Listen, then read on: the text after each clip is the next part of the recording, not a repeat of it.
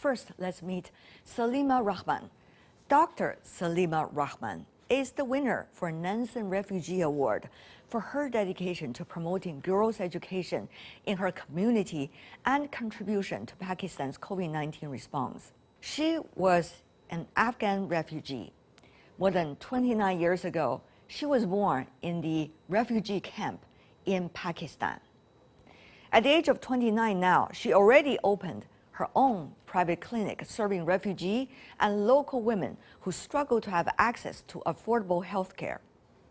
Today, Dr. Saleema's story and work are bringing change, a living testament of how women can positively contribute to the community in hope that many might follow in her footsteps. Here is her story. Dr. Saleema, what a pleasure to see you, and congratulations. Thank you so much. It's also a pleasure for me to meet you. You seem to be talking to us in a beautiful place. Where are you? Yes, I'm at my home in Atak City. In Pakistan? Yeah, in Pakistan. I see. And you're living there with your family, whole family? Yeah, I'm living with my whole family here. I have 4 brothers and 2 sisters and 2 sister-in-law, and my father and mother. We all live here in Atak City. That's a huge family. How did they react when you were winning the prize? Yeah, they were very proud of me, and that was an emotional period for my family because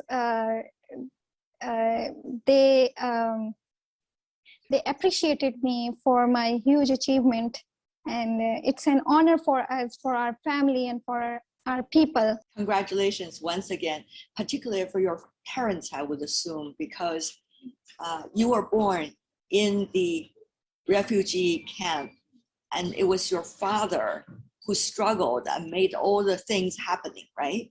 Tell me more about that. Yeah, true. The story starts with my father actually, because he was the one who fled the Russian war in 1979. He fled the war and came to Pakistan to seek refuge. He found refuge in Sawabi refugee camp in Khyber Pakhtunkhwa, Pakistan, where he started living his life as refugee along with his relatives. He was an orphan, so he had to do job. He was a daily wager, and initially he started to sell fruits in the day, and in the night he started making designs and weaving rugs. That's what our Turkmen families do at their home.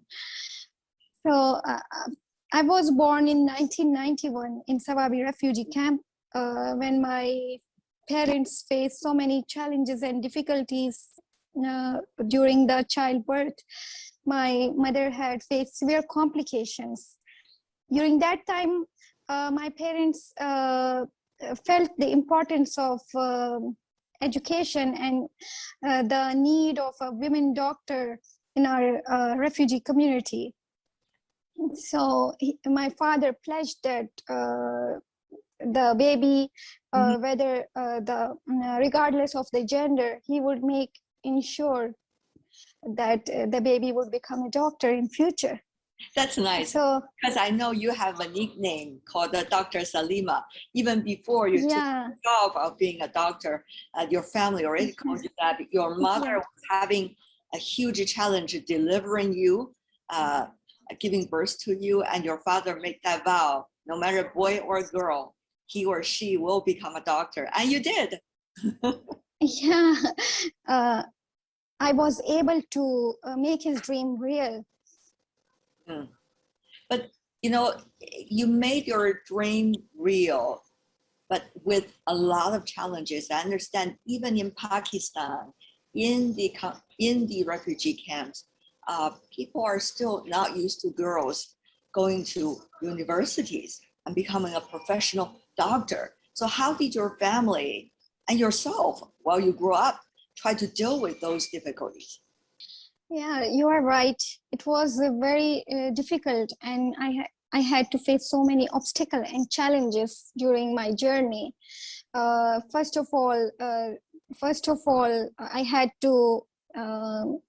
to break the barriers of my community, because I belong to a very conservative community, which is a Turkmen community, in which women are not allowed to go to school and get education.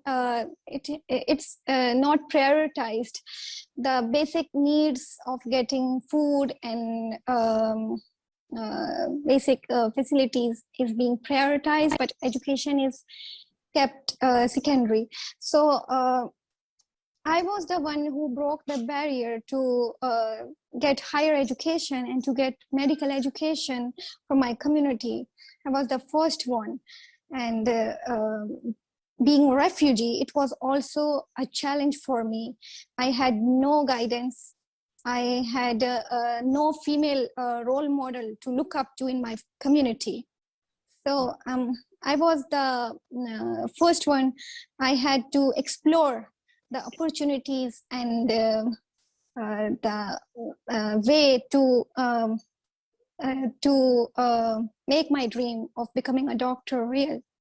You know, the reason I laughed is because even at this moment, I could tell you're still trying to struggle to reflect back on how you managed to personally to do that. Tell me more about how you try to be able to stand still and try to have your dream realized. You are right. Initially, I was the only one sitting in the school. I was the only refugee girl who was sitting in the benches of those schools. But with the passage of time, with the passage of time, people realized that I am doing something different, because when I was in high school, when I was in primary school and high school, I was able to learn Urdu language, which is our host country's language. And I was freely communicating with the locals. And while getting private medical consultations, people used to take me along to interpret their language, because we speak Turkmen language, and there is a language barrier as well. Most of the women, they can't tell their diseases to the doctor in their language, and they can't understand Urdu language. They started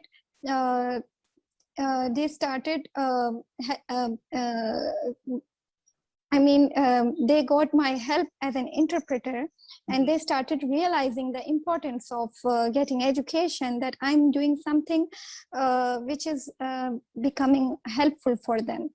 So with the passage of time, when I became doctor and started treating myself, the patients, their views about the women education changed. And it's just the beginning, it will take some time. If I'm able to change their mind, the small set of people, but it will multiply in future. Not only you try to do that job, but also your father, I guess, he was questioned by many of his male counterpart, about why sending your girl to medical school, in university. How did you manage to do that? My father was very supportive of education, especially for young girls and children. He was advocating for female education since the start. As I have told you earlier, that he was an orphan, and he was not able to get his own education. Then he realized that I was not able to get education, but I will make sure that my children will get education. But when he started working with his community, most of the community members and their families were weaving carpets, and they were not sending their daughters and children to school. He started advocating for education, and for this he persuade community members to send your daughters to send your children to school, which was in a refugee school, free of cost. And he actually advocated for it. And I was also persuading the community elders to send your daughters to school, because we are already refugees and we need education for our livelihood, for our better future. What about women now living in the refugee camps? Would they have access to hygiene, have access to medical help if they need it? As I have told you that our community and our refugees are living below the poverty line, most of the refugees. So their personal hygiene and mental and physical health is so compromised. They are the vulnerable population, but they have access to free access to healthcare, public sectors. But those living far away from those public sectors, they face problems in transportation, in searching some interpreter, right. Translator. So they face these kind of barriers. They have no access to proper nutrition.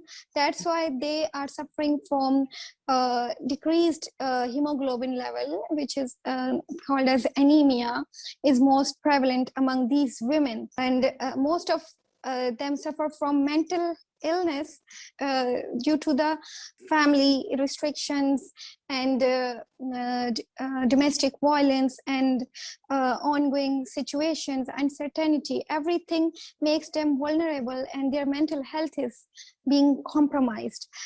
In my clinic, when they come to see me, I offer them counseling sessions regarding their personal hygiene and mental health. And moreover, I have specialized trained in gynecologist. So I deal with most of the expecting mothers. And now, of course, COVID-19 has put another new layer of pressure on the local community living in the refugee camp. Tell me more about what is the reality now, and how do you, as a doctor, trying to help them in this regard? When COVID started, I was working in a public sector hospital, that is Holy Family Hospital in Pakistan, which is a large public sector hospital, and it was a COVID response hospital. I see. I was working there day and night, shoulder to shoulder to my colleagues, and continued my services by delivering babies, saving mothers' lives, and dispelling the myths about the COVID and its effect on the baby, because most of the women were anxious about their lives and the life of their unborn babies. After my completion of training, I moved to Attic City and I opened a private clinic. Here people from my community visit my clinic, and they have so many myths about COVID-19. They are unaware about the information, the precautions, and the myths about the vaccine. And I'm very glad to help them regarding providing the information, the correct information according to the guidelines, according to the research. They, when they understand that someone from them is telling the truth about the COVID-19, they have trust on me. So I was able to serve them during the pandemic. With all of these difficulties and challenges, what was it like to be a doctor, on a daily basis? Tell me more about a typical day for you. A typical day for me is when my community came to know that I have, after several years of my education, I have become a doctor, and they started visiting my clinic. which I have opened recently in June 2021. They come and see me, and that's a very happy moment for all of us.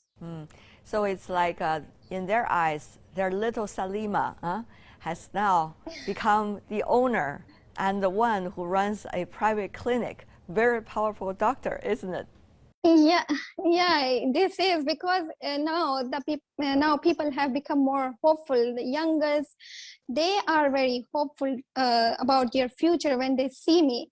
That I have proved that when we avail the opportunities, refugee has so many potential that they can be a useful member of the society. What about now, Dr. Saleema, when Afghanistan has to deal with another dramatic change over the past 100 years? I mean, your father ran away from Afghanistan when the former Soviet was there. And now we have seen 20 years of American occupation. The end of it, Taliban comes to power. Some people, once again, fled the country, going to Pakistan, including some of the refugee camps that you earlier stayed.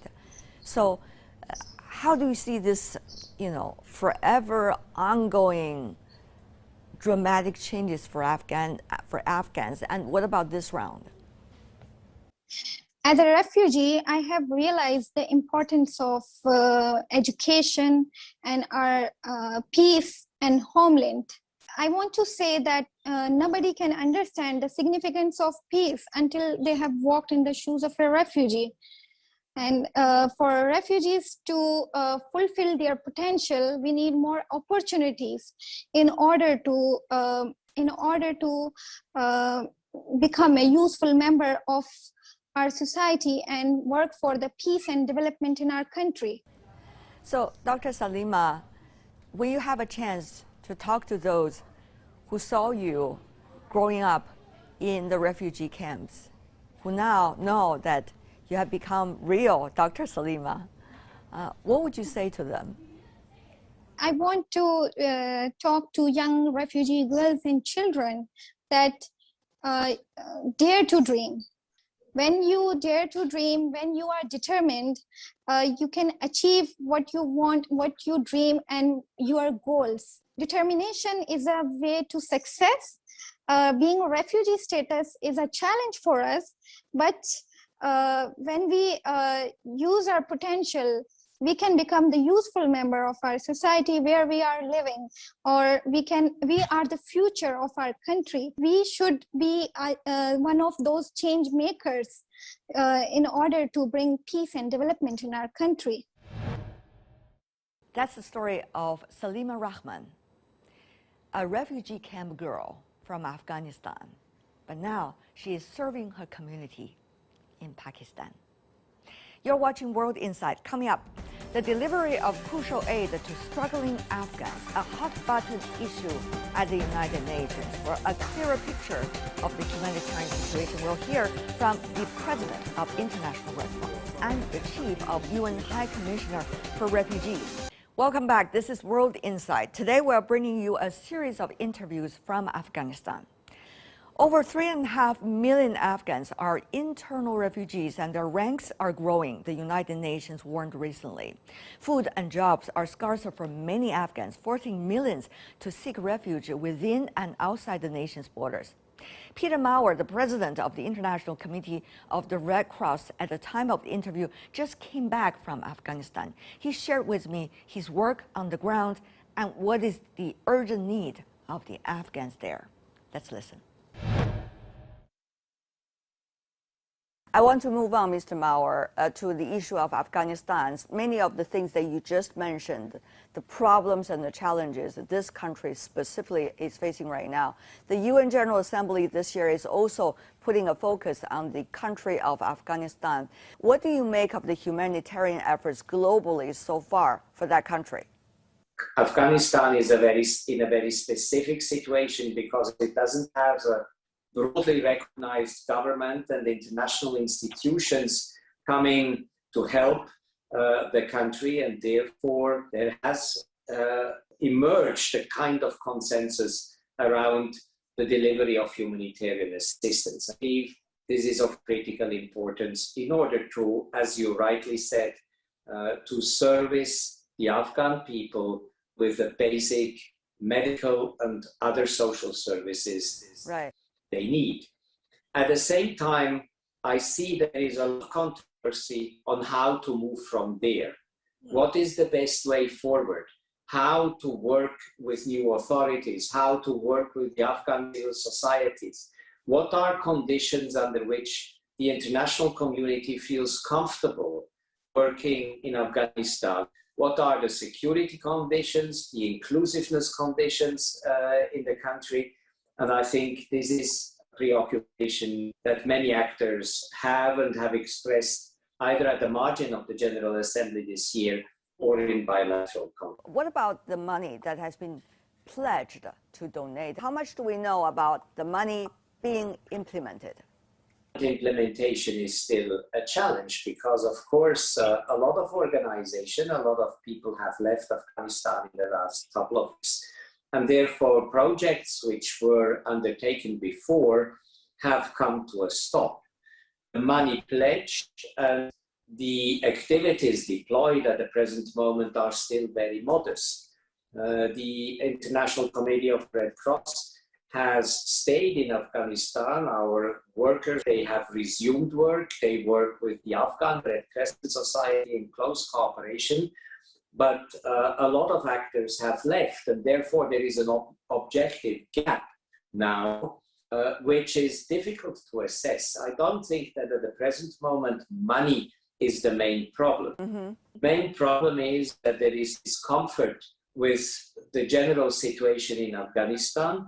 And I think it needs still a political push and also a push from economic institutions to see how they can cope with this new crisis situation where economic insecurity, political insecurity are about to create a major humanitarian concern for almost 40 million Afghans today. As we know right now, this is a crisis that is in emergency. So if things are not being acted upon punctually and in time, things will get much worse than what it is now. This is very much our assessment. It's obvious that when you travel through the country, when you look at problems, the problems are huge and demand a fast response. Can come from different quarters. It can come from multilateral institutions, it can come from bilateral donors. But I think responding to the humanitarian need, in particular health, water, sanitation,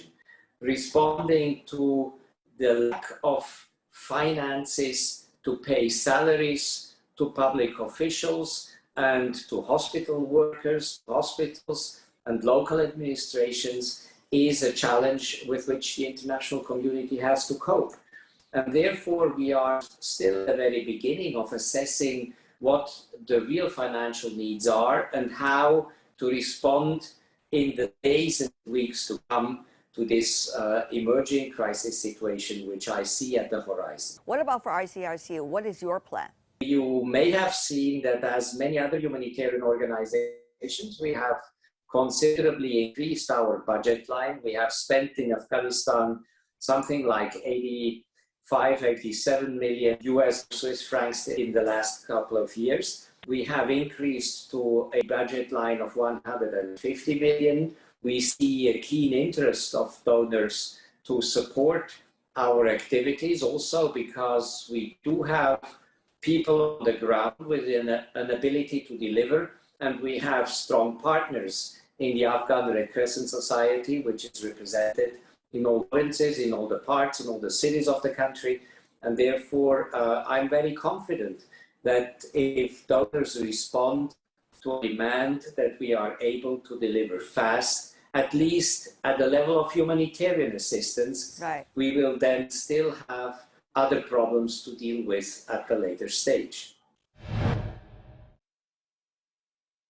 Mr. Maurer, what about your team? How is it trying to deal with the current political and uncertainty in Afghanistan? As we know, the Taliban has put forward a so-called interim government even though some of the international community members are not satisfied with the result because all of them are Taliban without other participation of political factions inside Afghanistan. So, Mr. President, so this brings another layer of uncertainty of what to happen and how international community will react to what's going on in Afghanistan. What does that mean for ICRC? What is your assessment about this?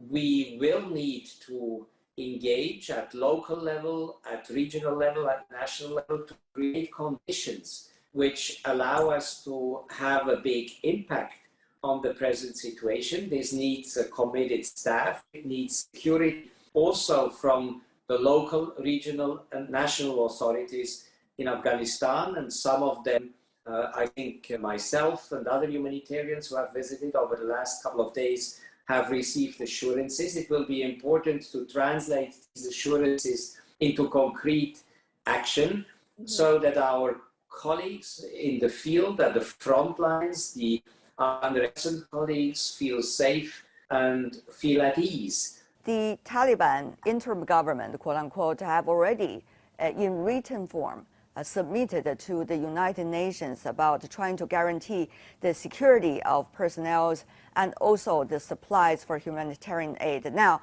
to ICRC, is that also being pledged by the Taliban interim government to your organization? How would you be able to guarantee the security of your team on the ground there? I think Afghanistan, as everybody knows, has a complex reality, has different situations in different parts of the country, sees a very fragmented political landscape, and therefore it is important to be sure that some of these assurances materialize also in a neutral and impartial humanitarian space in which we can operate in different parts of the country. So it is logic that in a transformation and transformative phase as we are at the present moment, certain things are not clear, that there is insecurity, and therefore it is important to be there, to engage, to see how on a day-to-day basis we can negotiate those humanitarian spaces, therefore, and through that, contribute to stabilize the situation, to give assurances by acts and not by words. That is true for our side as it is for Afghan institutions. Mr. President, you were there in Afghanistan before the UN meeting, General Assembly meeting. What did you see? How were your team, together with you, negotiate on the daily basis, as you said earlier, that day when you were there? What were some of the impressions you have as a very seasoned humanitarian worker yourself? How do you see your team's best way forward, Mr. President? First, I have to highlight that in all the projects I visited, in Kandahar, in Lashkargah, in Hanzi, in all the places where I visited humanitarian projects, many of the people who have been our interlocutors in the past are still our interlocutors at the present moment, even if the government has changed from the previous government to the Taliban government. Of course, we are now in a situation where new relations have to be built and political assurances being established with the respective authorities in the different cities and provinces of the country. We are ready to do this as we have done in many other places of the world, but this is definitely a focus of our activities at the present moment. We see new people coming in and we seek to build relations, to contact them. Another issue very important about Afghanistan is not only the crisis we're facing, but also how different social groups within that country are being treated, whether they have equal and fair access to the same help, including the help given by ICRC. Mr. President, particularly these groups, people would be very much concerned about women, women's access to health, women's access to education, women's access to food. What do you make of the general realities now? On the one side, services are delivered to need, and on the other side, our teams, our workers can work in an environment of diversity and of inclusion. Because if you want to have a credibility as an organization towards the society in which you operate, you have to reflect the multiplicity and diversity of the society in which you work. And therefore, I made it very clear also to our interlocutors the Taliban interlocutors in Kabul, that it is of critical importance that our teams and the teams of the Afghan Red Crescent are diversified teams, that men and women, Pashtun and Tajik and other ethnic orientations, attributions, that Sunni and Shia and people who have have their origin in different regions of Afghanistan, that they all have their say and their stake, that they are stakeholders of a good humanitarian work that we're developing. And I think this has been a challenge for quite some time in Afghanistan. It has been a challenge in the past, and it is a big challenge today. This is World Insight. I'm Tian Wei. Unprecedented. We've been hearing that word a lot about the crisis gripping the world today, be it climate change, COVID, conflicts, or calamities. What these crises inevitably lead to are people forced to flee their homes, face starvation, and often fight for their survival. That's where the United Nations High Commission for Refugees steps in to help ease the misery of humanity seeking refuge from the worst catastrophes. Earlier, I had the chance to catch up with UNHCR Chief Filippo Grandi. Here's our exclusive conversation. Tell me more about what kind of engagement are you having? My organization, UNHCR, the United Nations Refugee Organization, is focusing a lot in Afghanistan on displaced people. These are like refugees in their own country. There are more than 4 million, 10% of the Afghan population, more than 10%, are displaced, are not in their homes. Over the years, they have been displaced by conflict, sometimes by natural disasters, sometimes to look for opportunities in big cities. And in the last few months, with the intensification of the fighting between the Taliban and the former government, this displacement has increased, and we must distribute food, relief items, shelter, medicine, everything that people need for their daily survival. But also some people have indicated that they now want to go back, if the security improves, to their homes, so we will help them do that as well. So what does that mean in terms of your interaction with the Taliban and the Taliban interim government, quote unquote? We must interact with the de facto authorities, because it depends on them how we can access the people in need. We are expanding. I think the situation is progressively, hopefully stabilizing. The Taliban has to give us security, essentially. And this is the main request that we have made. However, we have also raised other important issues. We need to distribute food to everybody, food or other items, non-food items, etc., to everybody.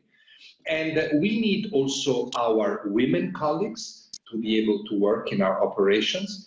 The Taliban want to run the schools there, right? Children must go to school.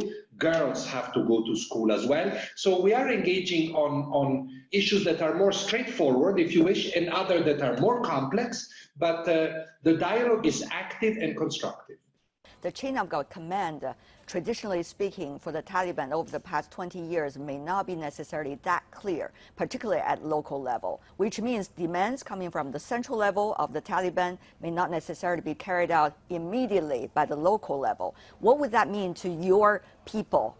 This is, of course, I'll speak from experience here, many years working in fragile situations. This is very typical of transition periods, of periods of political uncertainty, and chains of command break down, and the new ones, the old ones, we don't know if they still exist. The new ones are not yet there. It's complex. And this is why we need to be very pragmatic, very opportunistic, where we have an opportunity to go and bring help to people, we do it. And guess what? We're doing it already. Not just UNHCR, the World Food Programme, UNICEF, the World Health Organization. There is still a big COVID problem in Afghanistan. They have shipped medical supplies from Pakistan. Pakistan has been very helpful in allowing us to bring people and goods. So it's a big effort, and we really need the help of the international community, because in these uncertain situations, operations are expensive.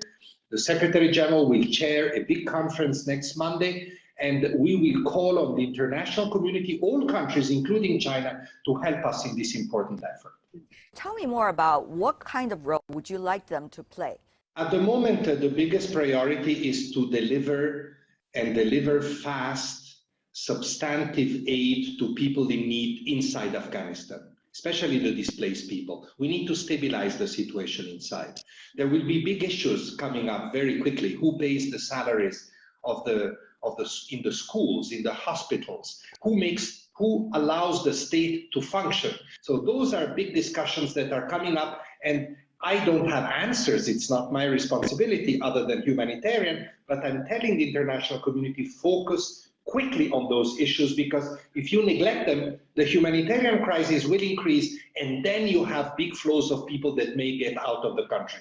Then we need, of course, in that situation, to help the neighboring countries receive large numbers of refugees. We haven't seen it yet, but this is something that we need to try to avoid by helping more inside Afghanistan. May I add one point? It's important also that the international community helps us pass some key messages to the de facto Taliban authorities, especially in terms of respecting people's rights, respecting women's rights, allowing girls to go to school, allowing women to work. These are important milestones that Afghanistan has gone through, and we don't want to go backwards. Right.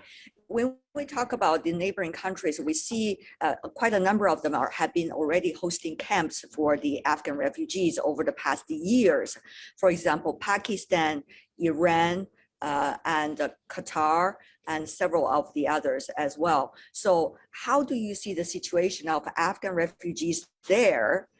I am very happy that you raised this issue, because there is so much talk about, oh, there will be a refugee crisis in Afghanistan. Actually, the refugee crisis has been there for many years, particularly Pakistan and Iran, but also Turkey host large numbers of Afghan refugees. So I hope that this crisis, this willingness to help Afghans, will also apply to Afghan refugees, which has been so difficult to do in the past few years.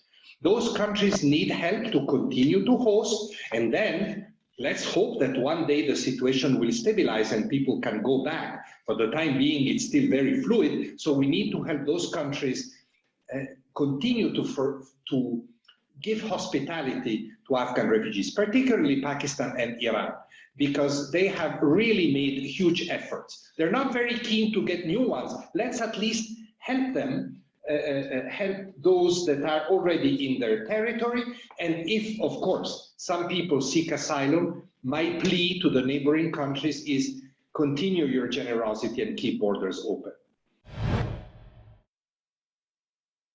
From your perspective, what should be the root causes that the international community should really focus on?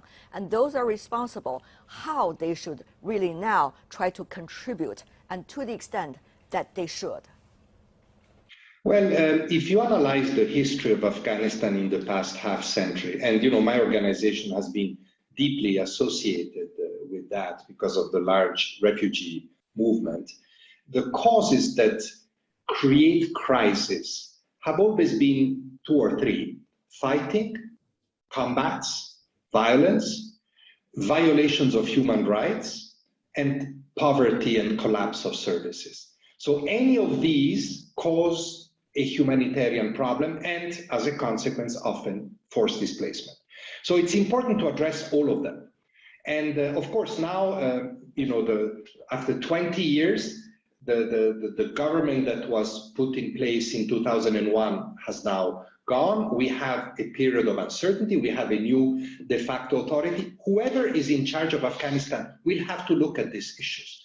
We'll have to ensure that there is no violence and no conflict, that human rights are observed, otherwise we will see an exodus, particularly of urban people, and that the issue of poverty, inequality, development issues are addressed. Unless this is all done one way or the other, we will see further instability. And mine is not a political judgment. Mine is judgment based on observation of the past decades. China has been contributing through the South-South Cooperation Fund and other peace fund for the refugee situation and for the general development situation in Afghanistan.